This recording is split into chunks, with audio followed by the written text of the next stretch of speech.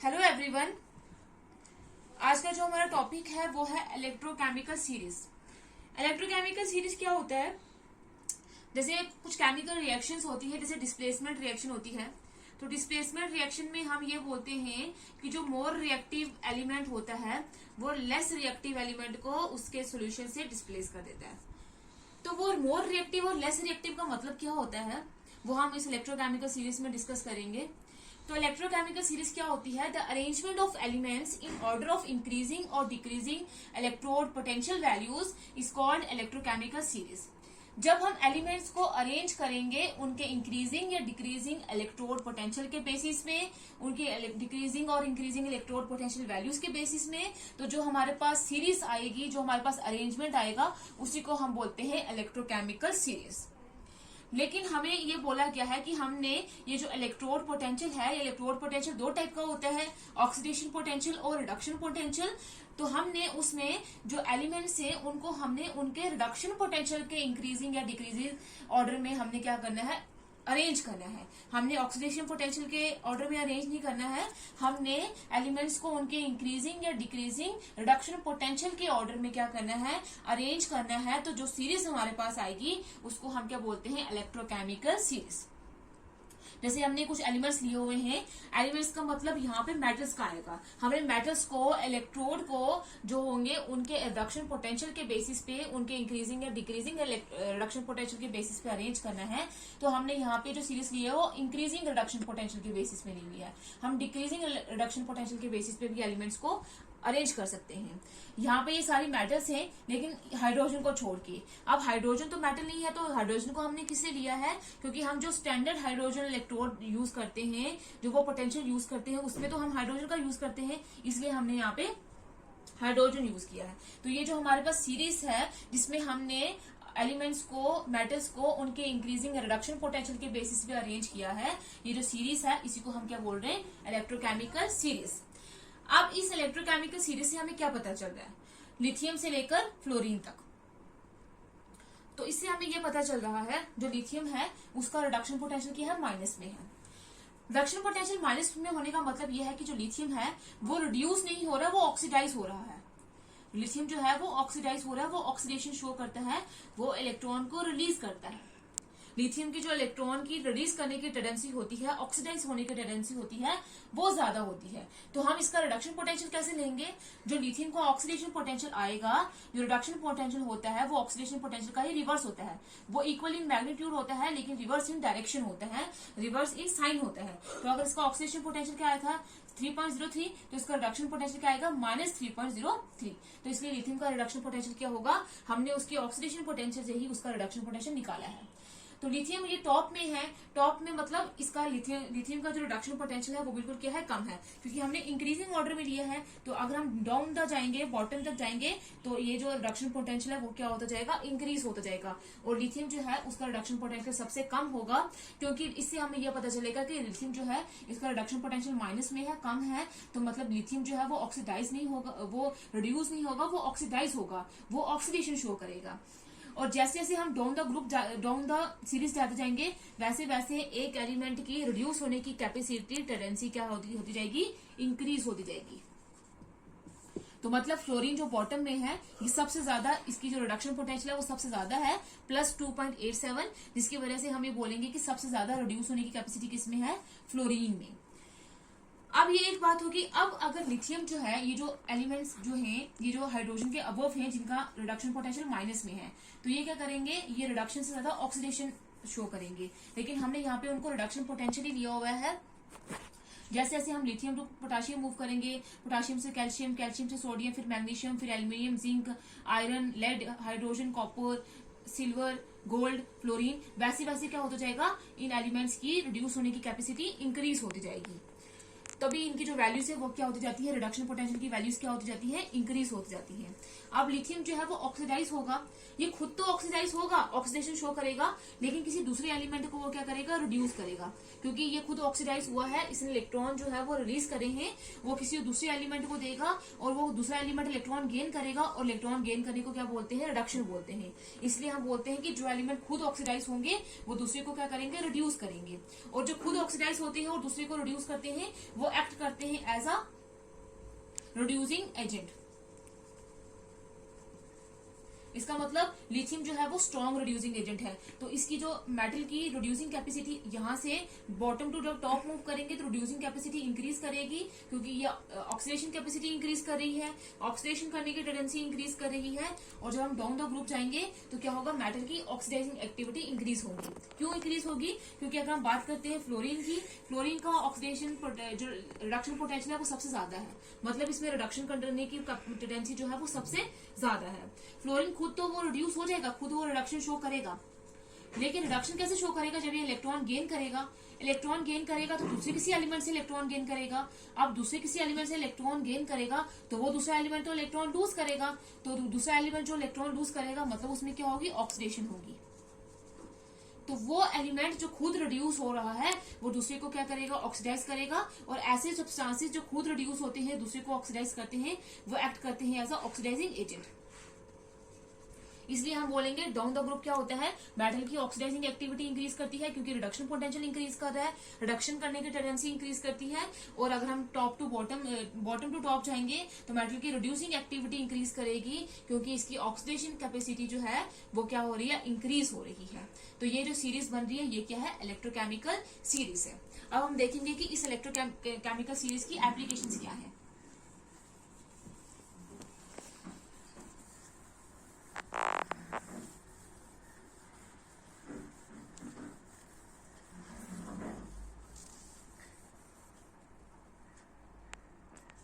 Applications of electrochemical series. First इसकी application है relative strength of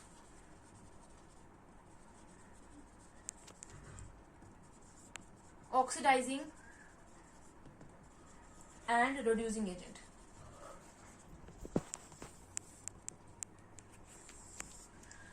electrochemical series से हमें ऑक्सीडाइजिंग और रिड्यूसिंग एजेंट की स्ट्रेंथ के बारे में पता चलता है कि कौन स्ट्रॉन्ग ऑक्सीडाइजिंग एजेंट है और कौन स्ट्रॉन्ग रिड्यूसिंग एजेंट है। अभी जो हमने इलेक्ट्रोकेमिकल सीरीज देखी थी उसमें हमने सब्सटेंसेस को अरेंज किया था उनके इंक्रीजिंग रिडक्शन पोटेंशियल के बेसिस पे,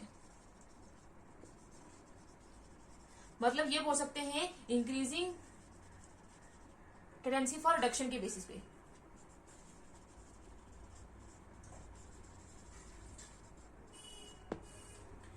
देयरफॉर जो एलिमेंट्स जो टॉप पे होंगे, जो इलेक्ट्रोकेमिकल सीरीज के टॉप पे थे, उनमें जो रिडक्शन पोटेंशियल था उनका वो क्या था, कम था। रिडक्शन पोटेंशियल कम था मतलब उनकी रिडक्शन करने की कैपेसिटी क्या होगी, टेंडेंसी क्या होगी, कम होगी। तो मतलब ये है कि वो ऑक्सीडाइज ज्यादा करेंगे तो उनकी ऑक्सीडेशन करने की टेंडेंसी क्या होगी, ज्यादा होगी, ऑक्सीडाइज होने की कैपेसिटी ज्यादा होगी। इसलिए वो एलिमेंट जो टॉप में होगा वो क्या होगा, गुड ऑक्सीडाइजिंग एजेंट होगा, सबसे स्ट्रॉन्गेस्ट ऑक्सीडाइजिंग एजेंट, सॉरी सबसे स्ट्रॉन्गेस्ट गुड रिड्यूसिंग एजेंट होगा, क्योंकि जो खुद ऑक्सीडाइज होंगे वो दूसरे को क्या करेंगे, रिड्यूस होंगे। और वो क्या होगा, जो सबसे टॉप में होगा वो क्या होगा, खुद ऑक्सीडाइज होगा और दूसरे को रिड्यूस करेगा, मतलब सबसे ज्यादा क्या होगा, वो स्ट्रॉन्ग रिड्यूसिंग एजेंट होगा। जैसे हमने अभी देखा लिथियम जो है इलेक्ट्रोकेमिकल सीरीज में, लिथियम जो है वो क्या है, स्ट्रॉन्ग रिड्यूसिंग एजेंट है, मोस्ट पावरफुल रिड्यूसिंग एजेंट है, क्योंकि इसका जो रिडक्शन पोटेंशियल है वो सबसे कम है, जिसका मतलब रिडक्शन करने की टेंडेंसी सबसे कम है, ऑक्सीडाइज करने की टेंडेंसी सबसे ज्यादा है। तो वो खुद ऑक्सीडाइज होगा, जितना ज्यादा खुद ऑक्सीडाइज होगा उतना ही ज्यादा वो किसी को रिड्यूस करेगा। तो इसलिए लिथियम जो है वो एक्ट करेगा as a powerful reducing agent. उसके बाद अगर हम बॉटम में देखें, बॉटम में फ्लोरीन था, तो फ्लोरीन में बॉटम में जो भी जितने भी एलिमेंट्स थे उनका रिडक्शन पोटेंशियल क्या था, हाई था, ज्यादा था, मतलब उनमें रिडक्शन करने की टेंडेंसी क्या थी, ज्यादा थी। और वो खुद जो रिड्यूस होंगे वो एक्ट करेंगे एज ऑक्सीडाइजिंग एजेंट, क्योंकि वो दूसरे को तो ऑक्सीडाइज करेंगे। तो मतलब वो जितना अच्छे से खुद रिड्यूस होंगे उतने अच्छे से किसी को ऑक्सीडाइज करेंगे। इसलिए जो एलिमेंट्स बॉटम में होंगे वो एक्ट करेंगे as a good oxidizing agent. और फ्लोरीन सबसे बॉटम में था तो फ्लोरीन एक्ट करेगा as a strong oxidizing agent. तो इलेक्ट्रोकेमिकल सीरीज से हमें यह पता चलता है कि ऑक्सीडाइजिंग और रिड्यूसिंग एजेंट की रिलेटिव स्ट्रेंथ कितनी है, कौन ज्यादा ऑक्सीडाइजिंग एजेंट, कौन स्ट्रॉन्ग ऑक्सीडाइजिंग एजेंट है और कौन वीक ऑक्सीडाइजिंग एजेंट है, और कौन स्ट्रॉन्ग रिड्यूसिंग एजेंट है और वीक रिड्यूसिंग एजेंट है। नेक्स्ट एप्लीकेशन है इसकी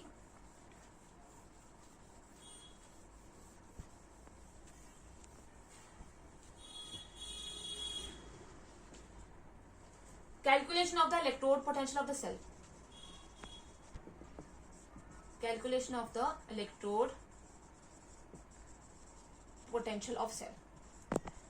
इलेक्ट्रोकेमिकल सीरीज हमें हेल्प करती है इलेक्ट्रोड पोटेंशियल किसी भी इलेक्ट्रोड का कैलकुलेट, किसी भी सेल का इलेक्ट्रोड पोटेंशियल कैलकुलेट करने के लिए। अब जो इलेक्ट्रोड पोटेंशियल होता है वो कौन से रिलेशनशिप, उसका रिलेशनशिप उससे हम किस फॉर्मूले से डायराइव करते हैं, उसको किस फॉर्मूले से कैलकुलेट करते हैं। ई नॉट सेल, जो इलेक्ट्रोड पोटेंशियल सेल को होगा वो किसके बराबर होगा, E naught cathode minus E naught anode, इसके बराबर होता है।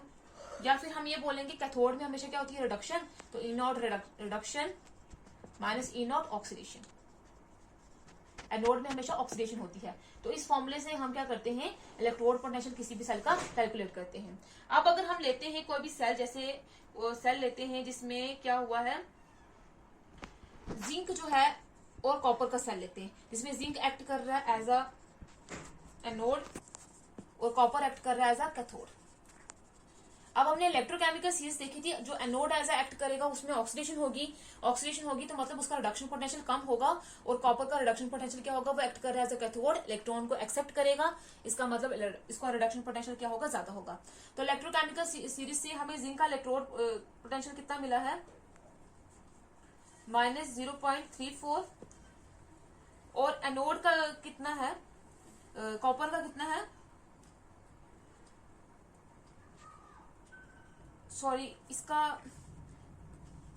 जिंक का है -0.76 वोल्ट, और कॉपर का कितना है 0.34 प्लस में।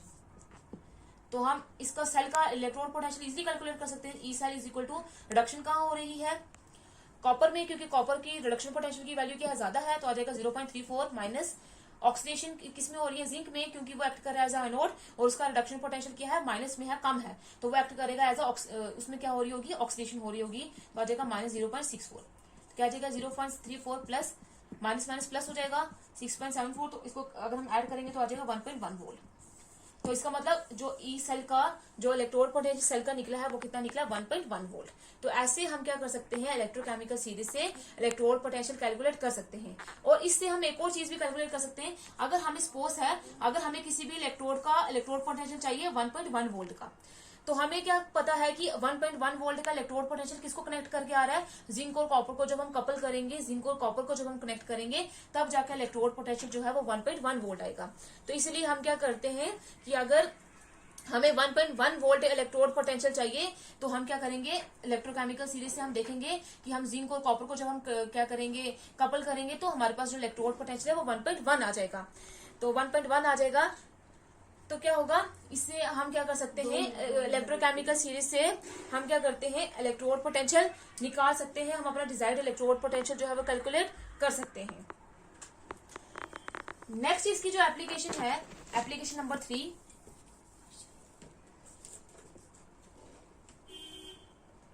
वो है predict the direction of the reaction, predict the direction of the reaction.